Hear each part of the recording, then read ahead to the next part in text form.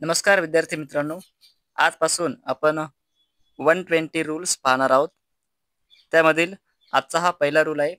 Singular subject असेल तर त्यासोबत सिंग्युलर वर्ब म्हणजे असे वर्ब ज्यांना यस किंवा ईएस लागलेला असतो. फॉर एक्झाम्पल यामध्ये स्किल्स येणार, ठीक आहे, ज्याला यस लागलेला आहे, किंवा ईएस म्हणजे स्टडीज, ठीक आहे, जिथे ईएस आहे. आता हे यस आणि ईएस लागलेले याला आपण म्हणतो V5, ठीक आहे. म्हणजे V5 हे कशामध्ये येतात? सिंग्युलर मध्ये येतात आणि V1 प्लुरल मध्ये. मग ज्या व्हर्बना यस किंवा ईएस लागलेला असेल त्याला म्हणायचं सिंग्युलर व्हर्ब. आणि वाक्यामध्ये सिंग्युलर सब्जेक्ट असेल तर सिंग्युलर व्हर्ब येतो, आणि जर प्लुरल सब्जेक्ट असेल तर प्लुरल व्हर्ब येतो. प्लुरल व्हर्ब म्हणजे V1. आता हा स्किल्स याला यस लागला, हा सिंग्युलर आहे. मग याचा जर यस काढला तर होतो स्किल, हा झाला प्लुरल. ईएस काढला तर हा होतो स्टडी, हा झाला प्लुरल. आय होप तुमच्या लक्षात आला असेल. बघा, आता पहिलं सेंटेन्स दिलेलं आहे. Many students has failed to qualify this year MPSC exams. म्हणजे यावर्षी बरेच मुलं एमपीएससी एक्झाम किंवा एमपीएससी परीक्षा पास होण्यासाठी फेल झाली. मग आपण नेमकं कोणाबद्दल बोलत आहे? सब्जेक्ट कोणता या वाक्यामधला? तर खूप सारे विद्यार्थी, मेनी स्टुडंट्स, हा आहे आपला सब्जेक्ट. मग हा सब्जेक्ट कसा आहे? मेनी आहे म्हणजे खूप सारे विद्यार्थी आहेत, म्हणजे हा सब्जेक्ट आहे प्लुरल सब्जेक्ट. आता प्लुरल सब्जेक्ट जर असेल तर आपल्याला व्हर्ब कसा पाहिजे? प्लुरल व्हर्ब पाहिजेत. आता हा जो फेल्ड आहे, फेल्ड झाले, यामध्ये आपल्याला काही बदल करता येत नाही. हा आहे या वाक्यातील मेन व्हर्ब. मग आपल्याला बदल कुठे करता येईल? तर हा हा जो हॅज लागला, हॅज काय? हॅज आहे सिंग्युलर वर्ब, ठीक आहे. हॅज येतो सिंग्युलर, म्हणजे या ठिकाणी काय पाहिजे होतं? मग या ठिकाणी पाहिजे होतं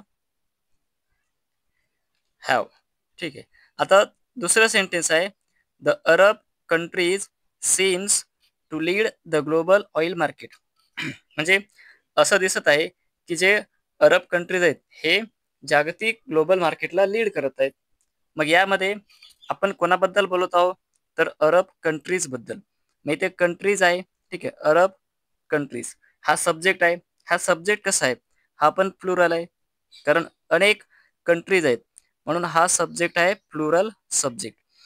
आता बघा बरं, हे जे सीम्स दिसत आहे, सेन्स म्हणजे आपण असं म्हणतो की असं दिसत आहे, यासाठी आपण सेन्स हा शब्द वापरतो. मग याला यस लागला, मग हा काय आहे? V5. V5 म्हणजे हा आहे सिंग्युलर. मग आपल्याला बदल करता येईल. इथे सीम्स न येता इथे यस काढला तर हा होतो सीम.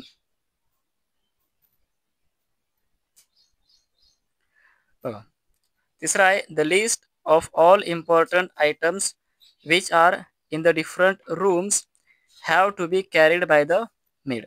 मग आपण कशाबद्दल बोलत आहे? तर आपण बोलत आहे खूप साऱ्या वस्तूंची किंवा खूप साऱ्या आयटम्सची असलेली लिस्ट, खूप साऱ्या वस्तूंची असलेली लिस्ट. मग आपल्या वाक्यात, या वाक्यातील जो सब्जेक्ट आहे तो आहे लिस्ट, कारण आपण खूप साऱ्या वस्तूंबद्दल न बोलता आपण बोलत आहे त्या वस्तूंच्या यादीबद्दल, त्या वस्तूच्या लिस्ट बद्दल. मग द लिस्ट हे काय? हे आहे सिंग्युलर सब्जेक्ट, ठीक आहे.